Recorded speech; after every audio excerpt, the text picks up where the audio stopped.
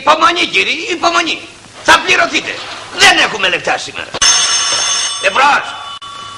Μάλιστα ο ίδιος. Το ξέρουμε κύριε ότι είστε τράπεζα. Η επιχείρησή μου δεν πρόκειται να καταχραστεί ποτέ τα χρήματά σας. Τι να κάνετε, υπομονή και χαίρετε. Πού βόσκεις βρε. Δεν ακούς που σε φωνάζω.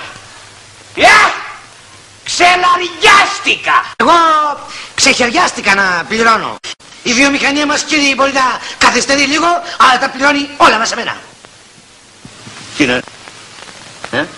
Α, βέβαια! Τι χρωστάμε στους κυρίους? Σε εσάς η εταιρεία μας και οφείλει 78.888 και 80. Αυτή τη στιγμή όμως στο ταμείο δεν υπάρχει ούτε ζωγραφιστή δεκάρα. Αν θέλετε όμως να ζωγραφίσετε καμιά εσείς.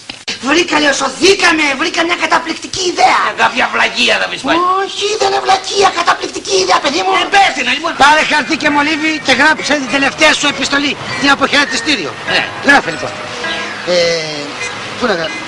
Λοιπόν, έτοιμος είσαι? Ναι. Δεν αντέχω άλλο. Άλλο. Με πνίξανε τα χρέη. Χρέη. Πάω κι εγώ να πνιγώ στον πάτο της θάλασσας. Όχι έτσι μωρέ, χαρούμενος να πνιγείς. Σήκω την κοτρόνα πιο ψηλά να φαίνεται. Εδώ. Από εκεί έτσι εδώ, εντάξει. Λοιπόν, πάρε τώρα λυπημένο ύφος. Όχι έτσι μωρέ παιδάκι μου, λυπημένο ύφος.